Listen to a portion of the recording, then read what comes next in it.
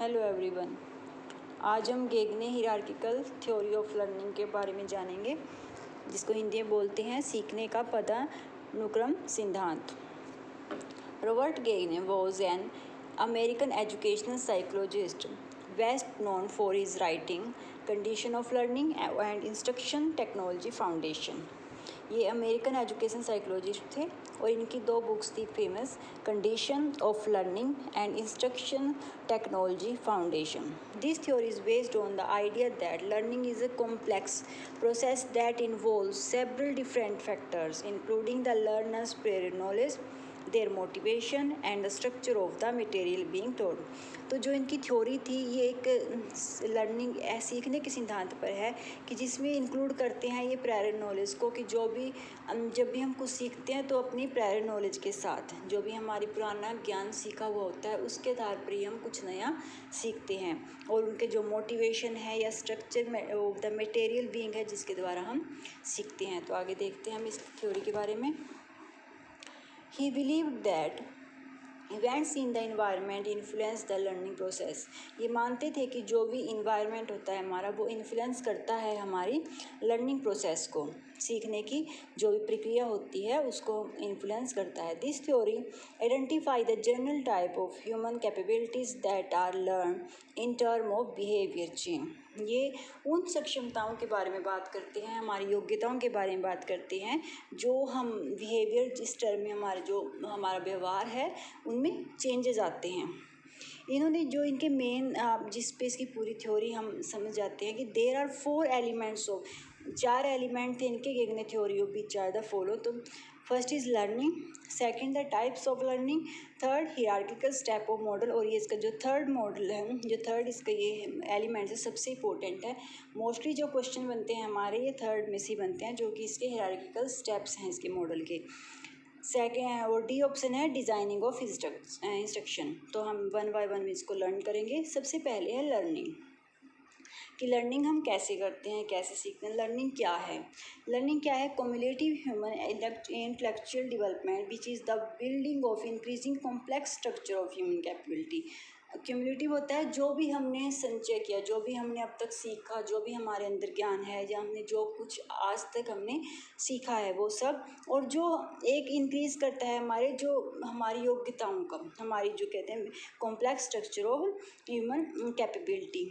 तो जो इंक्रीज़ करता है हमारी योग्यताओं को बढ़ाने में, जो भी हम सीखते हैं लर्निंग वही होती है जो हमारे व्यवहार में चेंजेस लाती है, जो हमें एक हमारी योग्यताएं होती हैं उनमें इंक्रीज़ करती है, वो उनको हमारी कैपेबिलिटी को इंक्रीज। जब भी हम कुछ सीखते हैं तो हम कुछ ना कुछ हमारे व्यवहार में चेंजेस पाते हैं, हम कुछ ना कुछ अच्छा सीखते हैं।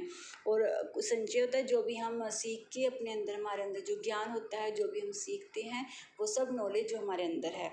तो लर्निंग में ये हम एक पॉइंट और लर्निंग का है, the result of different kinds of human behavior, different human capabilities are required both from stimulation from the environment and the cognitive process undertaken by the learner।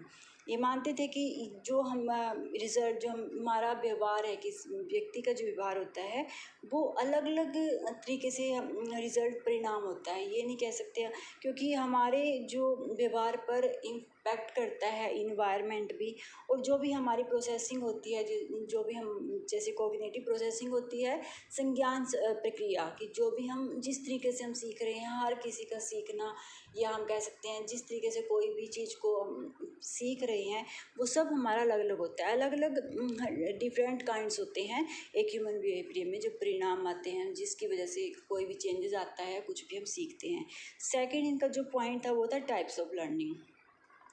गेगने identifies the 5 major types of learning. उन्होंने 5 मुख्य जो types बताए थे learning के, वो है verbal information, intellectual skills, cognitive strategy, motor skills and attitude. इनका मानना था कि ये 5 तरीके हैं जिनके कारण हम कुछ सीखते हैं। जैसे वर्बल इंफॉर्मेशन हो गई, हम कुछ भी है वो हम वर्बली हम सीखते हैं, बोलते हैं, जैसे हम कुछ ना कुछ ज्ञान अर्जित करते हैं। इंटेलेक्चुअल स्किल्स में हमारी सभी बौद्धिक क्षमता आ जाएगी, जो भी हम माइंड से, अपनी बुद्धि से जो भी कार्य करते हैं या हम जो भी सीखते हैं वो सब हमारी इंटेलेक्चुअल स्किल्स में आ जाती हैं। कॉग्निटिव स्ट्रेटजी होती है, जो भी हम जब कब कोई हमारे सामने प्रॉब्लम आती है तो हम किस तरीके से अपनी एक संज्ञान जो स्ट्रेटजी होती है, किस तरीके से हम प्लान करते हैं, किस तरीके से उनको सॉल्व करते हैं, जो भी हमारी योग्यताएं हैं। मोटर स्किल्स हो गई हमारी, और जो भी हमारे एटीट्यूड। तो ये इन्होंने मेन 5 मेजर टाइप्स बताए थे, टाइप्स ऑफ लर्निंग।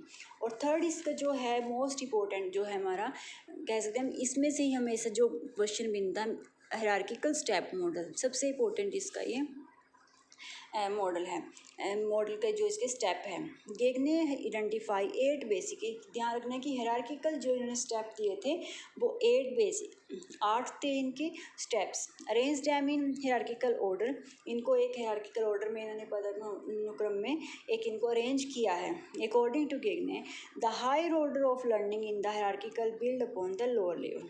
तो इन्होंने स्टेप दिए हैं कि हाँ 8 स्टेप दिए हैं कि किस तरीके से हम बढ़ते हैं एक लोअर स्टेप से लेकर हाई लेवल तक। The lowest of 4 order tends to focus on the behaviour learning, जो लोएस्ट 4 हैं इनके, जो 4 लोएस्ट जो इनके ऑर्डर्स जो इनके स्टेप्स हैं वो तो बिहेवियर लर्निंग को की तरफ हमारा बिहेवियर लर्निंग को वो दर्शाते हैं। और हाईएस्ट 4 जो कॉग्निटिव हैं, जो हाईएस्ट 4 हैं वो हमारी कॉग्निटिव लर्निंग को दर्शाते हैं। तो simple task function of the real complement of a more complex task. तो अब हम देखते हैं कि हाँ किस तरीके से इनके जो 8 स्टेप हैं उनको 1 बाय 1 देखेंगे। ये ध्यान रखना कि इनके 8 इन्होंने स्टेप बताए थे अपने मॉडल के। ये इनका मॉडल है, कुछ इस तरीके से इनका मॉडल बना हुआ होता है, ठीक है। तो इन्होंने इस तरीके से बनाया था। सबसे नीचे तो ये आप ध्यान रखना कि लो लेवल है, और ये ऊपर जाता जाता ये हाईएस्ट लेवल ले लेता है। पहले हम इनके नाम देखते हैं। ये हमें ध्यान रखना है क्योंकि सारा जो इसका मॉडल है, हम कह सकते हैं कि जो इनकी थ्योरी है कम्प्लीटली डिपेंड है इस मॉडल पे, इनके 8 स्टेप्स पे। तो सबसे जो इन्होंने सबसे पहले बताया था सिग्नल लर्निंग यानी कि संकेत अधिगम। सेकंड है SR लर्निंग यानी कि स्टिमुलस रिस्पॉन्स लर्निंग इंग्लिश में, या उद्दीपक अनुक्रिया अधिगम। चेन लर्निंग, इधर मैंने हिंदी में लिख रखा है श्रृंखला अधिगम। वर्बल एसोसिएशन यानी कि शाब्दिक अधिगम। डिस्क्रिमिनेशन लर्निंग विभेदात्मक अधिगम। कॉन्सेप्ट लर्निंग संप्रत्याधिगम। और रूल लर्निंग होता है सिद्धांत अधिगम। और प्रॉब्लम सॉल्विंग जो कि सबसे हाईएस्ट स्टेप है हायरार्किकल इसका मॉडल का, समस्या समाधान। तो जो इन्होंने दिए हैं, जो नीचे के 4 हैं, ये मैंने ब्लू कलर का जो लाइन ये यहाँ तक जो इनके 4 नीचे वाले ये मॉडल हैं ये लो लेवल में आते हैं। ये तो हैं हमारे, और जो है हमारे ये ऊपर 4 मॉडल। अभी जैसे मैंने पीछे आपको बताया कि जो नीचे के 4 मॉडल हैं इनके लो लेवल के, ये तो हमारे बिहेवियर एस्पेक्ट्स हैं, ठीक है, हमारे बिहेवियर को दर्शाते हैं। और जो इनके जो हाईएस्ट जो लेवल के जो इनके स्टेप्स हैं वो कॉग्निटिव यानी कि संज्ञान पर आधारित हैं, जो हाईएस्ट लेवल के। क्योंकि कॉग्निटिव में हमारे वो आते हैं जो हम अपने बौद्धिक स्तर पर, जो हम अपने बौद्धिक जहाँ हम अपनी सक्षमता दर्शाते हैं, जहाँ हमारी कॉग्निटिव जो एस्पेक्ट्स हैं वो सब हमारे इसमें आ जाते हैं। तो ये जो इसका फोकस है वो है सरल से जटिल की ओर, क्योंकि नीचे इन्होंने लो लेवल दिया है, ये ऊपर फिर उन्हें हाईएस्ट लेवल, तो सरल से जटिल की ओर चलता है। इंक्रीज कॉम्प्लेक्सिटी, क्योंकि ये नीचे से ऊपर की ओर इंक्रीज हो रहा है, ठीक है। तो ऊपर इसके हाईएस्ट लेवल है और नीचे इनका लो लेवल से स्टार्ट है। तो फर्स्ट इसका ये माना जाता है, मैंने लिख रखा है, ये फर्स्ट नहीं माना जाएगा, ये इसका हाईएस्ट है। 8 नंबर पे है प्रॉब्लम सॉल्विंग, और फर्स्ट पे है सिग्नल लर्निंग। तो अब इनको हम 1 बाय 1 देखते हैं कि इनमें है क्या। सबसे पहले हम देखते हैं दी स्टेप्स आर। सबसे पहला है हमारा सिग्नल लर्निंग यानी कि संकेत अधिगम। इस स्तर पर व्यक्ति किसी सामान्य संकेत के प्रति अनुक्रिया करता है। इसमें 76 उद्दीपन तथा अनुक्रिया को किसी एक व्यवस्था या परिस्थिति में बार बार दोहराते हैं, जिससे उस उद्दीपन अनुक्रिया में स्थापित संबंध दृढ़ हो जाए। जैसे उदाहरण से देखकर आप समझ जाएंगे। उदाहरण जैसे कहा, अध्यापक देखकर छात्र मौन हो जाते हैं। सड़क पर लाल बत्ती देखकर हम रुक जाते हैं। जैसे छात्र का अध्यापक की किसी आवाज़ की नकल करना, या छात्र यदि अनुक्रिया गलत करता है तो उस अनुक्रिया के बेलना की जाती है, सही करता है तो उसे पूर्ण लेवल दी जाती है। ये होते हैं कि संकेत। जैसे हमें पता होता है कि हाँ कहीं पर सिग्नल क्या होगा, जो भी हमें संकेत मिलेंगे, जो हम सीख जाते हैं। जैसे अब वही जैसे एग्जाम्पल हमने पढ़ा है कि जब भी क्लास में टीचर आता है सब बच्चे मौन हो जाते हैं, तो वो एक संकेत है कि उनको पता है कि टीचर आया है और हमें चुप रहना है। तो इसी तरीके से जैसे जब भी हम सड़क पे जाते हैं तो रेड लाइट होती है तो हम उस पर स्टॉप हो जाते हैं, क्योंकि हमें पता है, हम जानते हैं कि हमारे लिए संकेत है रेड लाइट की, हमें रुकना है, ठीक है। तो इस तरीके से सिग्नल में आता है हमारे लर्निंग में, जो भी हमारे संकेत होते हैं, जो भी उससे रिलेटेड जो भी हमारी आएगी वो हमारे सिग्नल लर्निंग में है। The simplest form of learning known as classical conditioning. The learner is conditioned to produce a desired response as a result of stimulus that would not normally produce that response. Example जैसे celebration at the sound of bell, जैसे ये दिया जैसे celebration था, जैसे हम समझ जाएंगे, हमने पीछे थ्योरी में पढ़ा था थॉर्नडाइक वर्ड, तो उसमें क्या था, वो घंटी की आवाज़ से कुत्ते को जो डॉग था उन्होंने बंद किया था तो उसका लार टपकने लग जाती थी। और जब स्टार्टिंग में वो भोजन को देख कर टपका था, लेकिन धीरे धीरे उसको संकेत क्या दे दिया कि घंटी की आवाज़ पर ही खाना मिलेगा। धीरे धीरे वो ऐसे सीख गया कि जब घंटी बजती थी तभी वो उसके मुंह से लार निकलने लगती थी खाने के लिए। तो ये था कि स्टिमुलस होता है कंडीशन थी सेलिब्रेशन, जिसकी वजह से स्टिमुलस उसमें बेल था, घंटी थी, उसकी जब वो बजी तो फिर उसके सेलिब्रेशन का काम हुआ। तो यही है कि एक संकेत में आता है ये, जब कोई चीज़ हम सीख जाते हैं इस कंडीशन में, वही आता है जो चीज़ हम प्रैक्टिस के बाद सीखते हैं। कोई चीज़ हमें सिखाई जाती है, बचपन से हर चीज़ बच्चों को सिखाई जाती है कि हाँ अगर कोई जैसे बच्चे बचपन में होते हैं, कोई आवाज़ लगाते हैं घर में, किसी की आवाज़ को लगाकर क्या बोलना है, हर चीज़ हम सिखाते हैं, तो उनको संकेत धीरे धीरे वो हर चीज़ सीख जाते हैं कि रोड क्रॉस करते हुए हमें इधर उधर देखना है, तो उसे पता है जब सड़क पे जाना है तो हमें ध्यान रखना है। तो ये सब चीज़ें आती हैं संकेत में, जिस चीज़ का हमें हम सीख जाते हैं एक प्रैक्टिस के बाद, एक ध्यान के बाद कि हाँ, तो ये आते हैं संकेत अधिगम। सेकंड है SR लर्निंग, यानी कि स्टिमुलस रिस्पॉन्स लर्निंग, और हिंदी में है उद्दीपक अनुक्रिया सिद्धांत अधिगम। तो गेगने ने अधिगम को इस प्रकार का संबंध स्किनर द्वारा प्रतिपादित, जो स्किनर की जो थ्योरी है स्टिमुलस रिस्पॉन्स जो अनुबंध सिद्धांत से है, ठीक है, जिसमें अनुक्रिया निरंतर संभावित होती है, उस समय सक्रियता की शक्ति बढ़ जाती है जब उसे पूर्ण बल मिलता है। तो ये इन्होंने उस थ्योरी में से ही, स्किनर की थ्योरी से ये स्टेप लिया है कि इन्होंने कहा कि जब पूर्ण बल मिलता है, जब किसी को एक रेनफोर्समेंट या किसी को कोई किसी भी चीज़ के लिए रिवार्ड दिया जाएगा, तो वो जैसे हमने इतने एक एक्सपेरिमेंट पढ़े हैं अलग अलग उसके, जैसे बिल्ली को बंद किया था, उसके सामने मछली रख दी थी तो उसको रिस्पॉन्स करना था क्योंकि उसको मछली को खाना था, ठीक है। तो ऐसे ही कुत्ते के सामने भोजन था तो भोजन के खाने के लिए वो उत्साहित हो रहा था। तो यही उन्होंने कहा है कि जब अगर पूर्ण मिलता है यानी कि रेनफोर्समेंट मिलता है तो अनुक्रिया जो होती है उसकी सक्रियता रिस्पॉन्स की जो करने की जो एक सक्रियता होती है वो बढ़ जाती है, कि और भी ज़्यादा अच्छी तरीके से वो करने लग जाते हैं किसी भी कार्य को। अगर किसी को हर चीज़ पे रिवार्ड दिया जाए, अगर कुछ काम करने हो वो अच्छी तरह काम करेगा, उसको रिवार्ड दिया जाएगा तो वो काम और अच्छी तरीके से करेगा। अगर उसको डांटा जाएगा तो वो नेक्स्ट टाइम शायद ऐसा ना करे। तो यही जो हमने पीछे थ्योरी में पढ़ा तो ये उससे रिलेटेड है। This form of learning is also known as Skinner operant conditioning. इसको हम स्किनर ऑपरेंट कंडीशनिंग भी इसलिए कहा जाता है क्योंकि इन्होंने उस थ्योरी से ही इसको उठाया है। The individual shows a certain response to a discriminated stimulus, की वही है कि एक रिस्पॉन्स तब करता है अगर उसको स्टिमुलस अच्छा मिलता है, उसके सामने स्टिमुलस है और साथ में उसको रिइंफोर्समेंट भी मिले तो रिस्पॉन्स करता है। तो ये सेकंड था। थर्ड है साइकोमोटर कनेक्शन लर्निंग, यानी कि चेनिंग, जो हमने पढ़ा है श्रृंखला अधिगम, जिसको चेनिंग भी बोलते हैं और साइकोमोटर कनेक्शन लर्निंग भी बोलते हैं, या चेनिंग learn occurs when the learn to able to connect two or more previously learned stimulus response bond into a linked order. More complex psychomotor skills are learned, but they tend to occur naturally. Learning how to shoestring और button a shirt, कि जब सीखते हैं, जैसे हम सीखते हैं हम जूते के जो अगर देखते हैं शूस्ट्रिंग्स को बांधना है, शर्ट के बटन बंद करनी है, तो ये सब भी हम एक सीखते हैं, एक श्रृंखला होती है कि जिसको हर चीज़ को धीरे धीरे कहते हैं हम सिखा सकते हैं। जैसे previously learn stimulus response bond into link, कि एक दूसरे को इस तरीके से एक कनेक्शन होता है आपस में सीखने का, ठीक है। तो धीरे धीरे वो हर चीज़ को सीख जाते हैं। और वर्बल एसोसिएशन, शाब्दिक सहचार्य अधिगम, इसको बोलते हैं श्रृंखला अधिगम और इसको बोलते हैं शाब्दिक सहचार्य। से वर्बल से ही पता लग रहा है।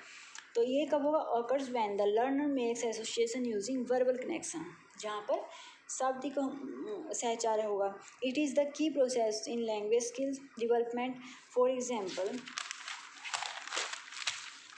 A student nurse being able to define medical terminology and apply it to clinical situation।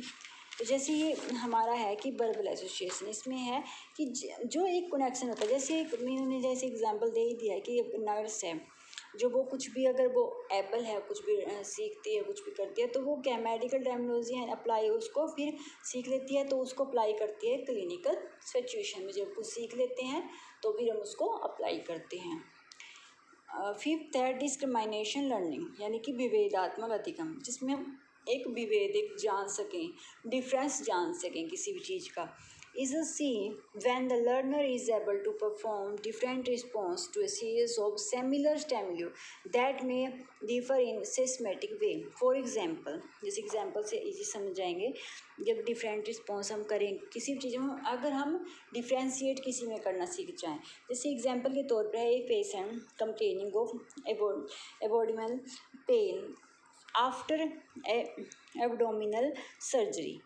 The student must learn how to differentiate this pain from that of gas, abdominal bleeding, incisional pain or infection।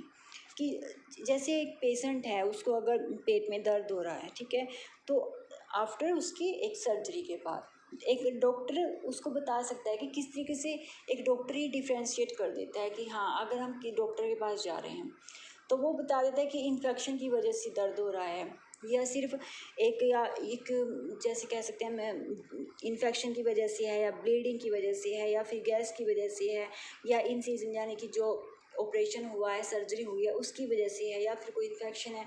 तो एक जब वो एक differentiate कर लेता है, एक doctor है, हम जैसे हम जाते हैं, हमें थोड़ी पता है कि हाँ वो किस रीज़न से हो रहा है, लेकिन एक डॉक्टर कंडीशन उसके बारे में जान के वो उसका डिफ्रेंशिएट कर देता है, उसके अकॉर्डिंग मेडिसिन दे देता है कि हाँ ये कार्य, ये या दर्द या तकलीफ़ किस रीज़न से हो रही है।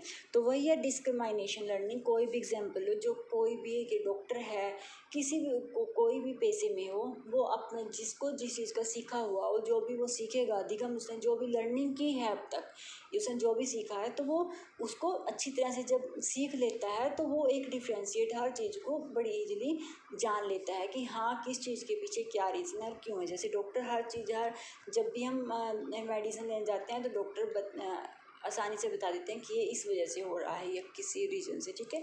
तो यही है डिस्क्रिमिनेशन लर्निंग। अधिगम करता एक ही प्रकार के अथवा समान दो पदों से अधिक उद्दीपकों को सही सही पहचान कर उनमें भेद कर सकते हैं। हिंदी में लिखा है, उनमें डिफ्रेंशिएट करना सीख जाते हैं। 6 है कॉन्सेप्ट लर्निंग, अवधारणा अधिगम। It is the learning to respond to a stimuli according to abstract characteristics such as position, shape और color।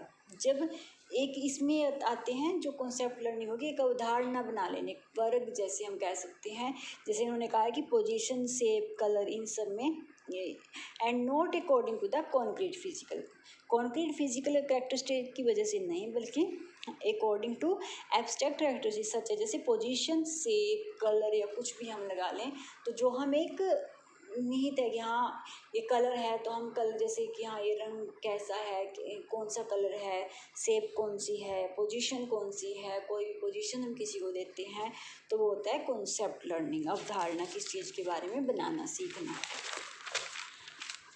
और 7th है प्रिंसिपल लर्निंग, सिद्धांत अधिगम। This involves being able to learn relationship between two or more concepts and apply them in different situations. New or old, it is the basis of learning general rules. This can be seen when the student can apply advocacy and confidently to it a patient situation। इस स्तर पर अधिगम करता किसी सिद्धांत को सीखता है और उसे नई परिस्थितियों में प्रयोग करता है। जैसे कोई भी हम वही डॉक्टर का ही जैसे उदाहरण है, या कोई वकील है, अगर डॉक्टर सीख रहा है कोई भी चीज़, लेकिन जो उसने अब तक सीखा वो उसको अप्लाई अलग अलग परिस्थितियों में भी कर रहा है। ये तो नहीं है कि सेम ही कंडीशन उसके सामने हमेशा आएगी। अगर एक कोई वकील है मान लो, तो वो वकील के सामने हमेशा केस सेम तो नहीं आएगा, लेकिन जो उसने अब तक सीखा है लर्निंग, वही लर्निंग उसके काम आएगी, वही उसके अकॉर्डिंग ही वो अलग अलग उसकी जो भी उसके सामने सिचुएशन आएगी, जो भी केस है या कोई भी प्रॉब्लम है, डॉक्टर के सामने भी कोई प्रॉब्लम है या कंडीशन अलग अलग होती है हर पेशेंट की, उसके अकॉर्डिंग ही वो उसको अलग अलग यूज़ करता है। लेकिन उसकी लर्निंग वही है, जो उसने सीखा है उसको ही जब अलग अलग परिस्थितियों में प्रयोग किया जाता है, वो होता है प्रिंसिपल लर्निंग, सिद्धांत अधिगम, जिसमें वो रूल्स हैं वो सीखे हुए हैं लेकिन उसको अप्लाई कर रहे हैं अलग अलग कंडीशंस में। प्रॉब्लम सॉल्विंग, समस्या समाधान अधिगम, तो ये तो हाईएस्ट लेवल, जैसे हमने पीछे देखा है मॉडल में, हाईएस्ट लेवल ऑफ लर्निंग है। This is the highest level of cognitive process. According to Gagne, it involves developing the ability to invent a complex rule algorithm for the purpose of solving problem.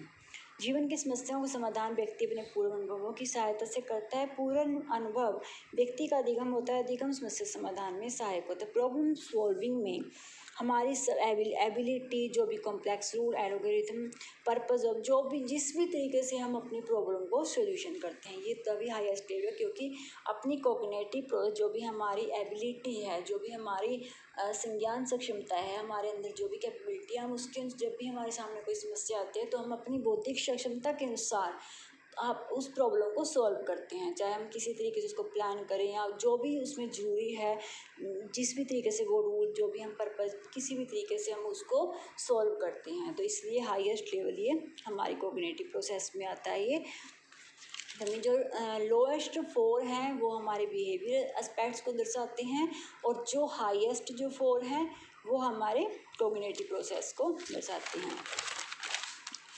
अब fourth है जो part, ये तो था हमारा जो model के बारे में, उनका थर्ड वो था। अब है हमारा फोर्थ, डिज़ाइनिंग ऑफ इंस्ट्रक्शन, निर्देश का प्रारूप तैयार करना। ये हमारे 4 स्टेप थे इसके, जैसे हमने पढ़ा था लर्निंग, और सेकंड था हमारा टाइप्स ऑफ लर्निंग, और थर्ड था हियरार्किकल स्टेप ऑफ मॉडल, सबसे इम्पोर्टेंट मॉडल है, और designing of instructions fourth last. तो ये हम जानेंगे कि ये होता है कि डिज़ाइन, जिस तरीके से कोई भी अब टीचर बच्चों को पढ़ाए या किसी भी तरीके से जो भी इंस्ट्रक्शन, मतलब कि जो भी एक प्रारूप तैयार किया जाता है, एक निर्देशन का डिज़ाइन तैयार किया जाता है। जैसे in designing instruction the skill are to be learn at the lowest level and master before proceeding. The instructor should use positive reinforcement and repetition with each new skills building upon previously acquired skills. जैसे इसमें ये main है, जैसे मैंने point लिखे हैं, आगे बढ़ने से पहले निम्न स्तर पर महारत हासिल करें, क्योंकि हर कार्य जब शुरू होता है वो एक लोएस्ट लेवल से होता है। जैसे बच्चा जब स्टार्टिंग में स्कूल में जाता है तो पहले वो फर्स्ट क्लास सेकंड क्लास ऐसे ही करेगा, डायरेक्ट वो 10th या 9th तो नहीं कर लेगा। तो वही है, जब हम एक लोएस्ट लेवल पर जब हम एक महारत हासिल करते जाते हैं तो ऊपर हम अपने आप ही पहुंच जाते हैं। सेकंड इज प्रशिक्षक सबके साथ की सकारात्मक सदृढ़, यानी कि पॉजिटिव रेनफोर्समेंट रखें, नेगेटिव रेनफोर्समेंट कभी भी टीचर या निर्देशक जो भी हो वो कभी यूज़ ना करें। पहले से अर्जित कौशल पर नए कौशल का निर्माण, कि जो हम पहले से हमारा जो प्रायर नॉलेज है उसी को लेकर चलते हैं। जैसे फर्स्ट क्लास में जो बच्चा पढ़ता है तो उसी को थोड़ा आगे बढ़ाने सेकंड क्लास में उसी से जोड़ा जाता है, लिंक्ड होता है हमेशा, हर क्लास पिछली क्लास से लिंक्ड होती चली जाती है, तभी हम सीखते हैं। तो वही ये प्रायर नॉलेज को लेकर चलते हैं और न्यू नॉलेज हम गेन करते हैं। तो अब इसके कुछ स्टेप्स हैं। तो जैसे फर्स्ट है गेन अटेंशन। जैसे पहला चरण है कि शिक्षार्थियों को उद्देश्यक जानकारी देने के लिए ध्यान, कि अगर एक जैसे टीचर होता है क्लास में, कई टीचर ऐसे होते हैं कि एकदम हमें अट्रैक्ट करते हैं, हम उनकी तरफ आकर्षित होते हैं और उनको जो भी वो पढ़ाते हैं ईजी वे में समझ में आ जाता है, लेकिन कई टीचर्स का समझ में नहीं आता। तो वही इन्होंने कहा कि सबसे पहले तो ये होना चाहिए गेन अटेंशन करने का एक, कि किस तरीके से अगर बच्चों को पढ़ा रहे हैं, कहीं भी कोई भी निर्देशन या निर्देशक हो, कोई हो, कहीं भी, तो अगर बच्चे के हम लेकर चलते हैं कि हाँ, तो फिर उनको अटेंशन गेन इस तरीके से होना चाहिए कि सबसे पहले वो आकर्षित कर सकें एक तरीके से बच्चों को अपनी तरफ, कि हाँ, जिससे वो अच्छी तरीके से लर्न करें। Just a minute. और सेकंड स्टेप है information learns of the objective informing learn of the objective. शिक्षार्थियों को उद्देश्य की जानकारी देना महत्वपूर्ण है कि उनको शिक्षार्थी को उद्देश्य और अपेक्षित परिणाम के बारे में सूचित करना। तो वही है कि जब बच्चे को मान लो सबसे पहले टीचर क्या करेगा, उसको अपनी तरफ आकर्षित करेगा, उसको इस तरीके से पढ़ाएगा जिस तरीके से बच्चे समझना चाहते हैं, किसी भी तरीके से जिससे बच्चे ईजी वे में लर्न कर सके। फिर होता है कि उनको हम बच्चे एक टीचर का ही फ़र्ज होता है कि उनको एक ऑब्जेक्टिव उद्देश्यों के बारे में जानकारी दे और उनके परिणाम के बारे में भी दे। कोई भी चीज़ अगर उसको सिखा रहे हैं तो उनको कम्प्लीटली सिखाते हैं कि हाँ, अगर कोई भी चीज़ हमें सिखा रहे हैं तो उसके परिणाम भी बताते हैं, चाहे वो अच्छे हों बुरे हों, सब चीज़ पे टीचर का बताना फ़र्ज होता है। थर्ड है stimulation recall of prior learning, उत्तेजक प्रेरणादायक। हम इसको स्टिमुलेटिंग को उत्तेजक के रूप में कह सकते हैं या प्रेरणादायक। पूर्व ज्ञान के साथ जोड़कर उपयुक्त व नया ज्ञान प्रदान किया जाए। वही है कि अब प्रायर नॉलेज को ही लेकर चलें। अगर एकदम बच्चों को बिल्कुल नया ही टॉपिक कुछ दे दें जो उसने पहले कभी पढ़ा नहीं है तो उसके लिए काफ़ी मुश्किल। लेकिन अगर पहले पढ़ा हो लेकिन उसमें थोड़ा और इन्वॉल्व हो जाए कोई बात, लेकिन वो उसको अच्छे से कर ले क्योंकि उसको कहीं ना कहीं थोड़ा बहुत उसके बारे में नॉलेज है। Fourth is presenting the stimulus, उपयुक्त प्रोत्साहन और उद्दीपन करना। प्रेजेंटिंग स्टिमुलस वही होता है कि सही उसके सामने प्रस्तुत करे उद्दीपन, यानी कि वही है टीचर बच्चे को पढ़ा रहा है, प्रेजेंटिंग उसको स्टिमुलस में आएगा। जैसे कोई भी बुक है, कई बार बुक या किसी भी तरीके से बच्चे को ब्लैक बोर्ड में पढ़ा रहे हैं जिसके तरफ बच्चा अट्रैक्ट हो, उस तरीके से उसको लर्न कराए। फिफ्थ है प्रोवाइडिंग लर्निंग गाइडेंस, बच्चों को मार्गदर्शन प्रदान करें कि किस बच्चों को सही गलत के बारे में जानकारी दें, मोटिवेट करें उनको, क्योंकि मोटिवेट टीचर अगर अच्छा हो बच्चे को मोटिवेट करे तो बच्चे पर उसका काफ़ी इम्पैक्ट होता है। सिक्स है एलिसिटिंग परफॉर्मेंस, नए सीखे गए व्यवहार को प्रदर्शित करना कि जो भी वो उनका जो बच्चे सीख रहे हैं या कर रहे हैं उनको प्रदर्शित करना।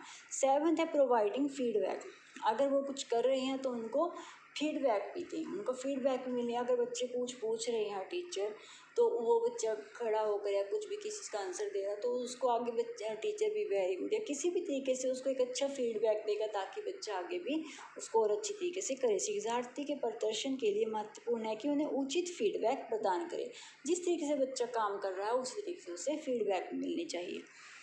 एट्थ इज असेसिंग परफॉर्मेंस, शिक्षार्थी को प्रदर्शन का आंकलन करना। जो भी अब आता है कि जो भी उन्हें अब तक किया, अब जैसे आप एग्ज़ाम इसमें आप सिंपली अगर लगाएं, जैसे एग्ज़ाम लेते हैं तो वो क्या करते हैं, जो भी अब तक का है उनका आंकलन ही करते हैं, जो भी अब तक आज तक किया उन सब का आंकलन किया जाता है। नाइन्थ है इन्हांसिंग रिटेंशन एंड ट्रांसफ़र, अवधारणा को बढ़ावा देना और उन्हें हस्तांतरण करना। लंबे समय से सीखी गई सक्षमता और उसे नई परिस्थितियों में स्थानांतरित करना। वही जब शुरू से बच्चा को सीख रहा है तो आने वाले जो भी उसके सामने वो कंडीशन आती है वो उसको अप्लाई करता है उसके अनुसार।